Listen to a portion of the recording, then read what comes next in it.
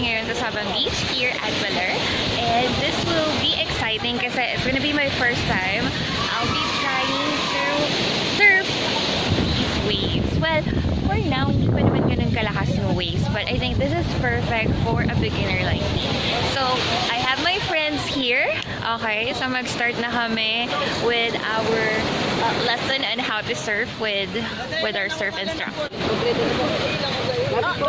Kuya, kompleto na.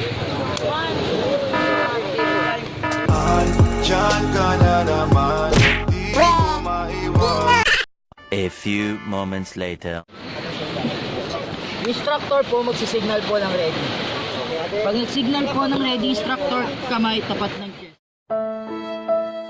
Kung kanan ka po, bend mo yung kanan. Pag left, bend mo po yung left. Ready, signal Ready, kamay. hintayin niyo po yung signal ng instructor and then one step forward and then bend.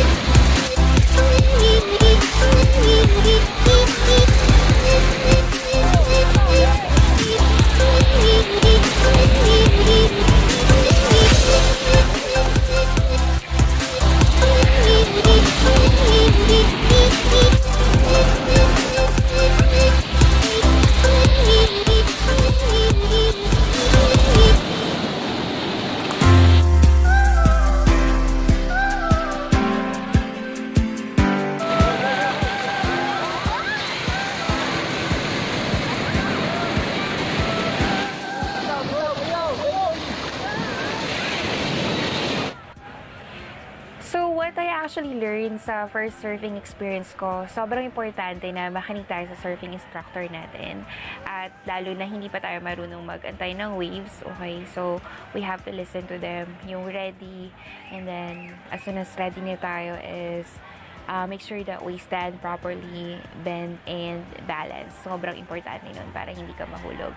And if ever na mahulog ka, every now and then, oh my God, tawanan mo lang yan. Okay, may enjoy mo siya.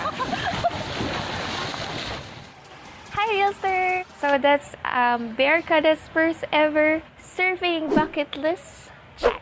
O, diba? Nagawa namin yun as a group. And ang saya mag-surf ng kasama ang buong barkada. Guys, sorry kasi medyo maalog yung video. Nag-request lang kami ate na kunin kami. And it's super late na nung nag-surf kami. Dahil naghahabol talaga kami ng oras. I think it's around 4 p.m. na. But good thing. Thank you so much, Makay Surfing School, for still accommodating us and being very patient to each and every one of us while we are surfing. So, for only 350 pesos, guys, meron na kayong surfing instructor and the surfboard, and they will definitely take care of you. Do check them out if ever meron kayong plans to go to Baler. The waves sa Baler, it's anytime, okay? It's anytime within the year, but the best wave comes in from October to February. Alam niyo ba kung bakit?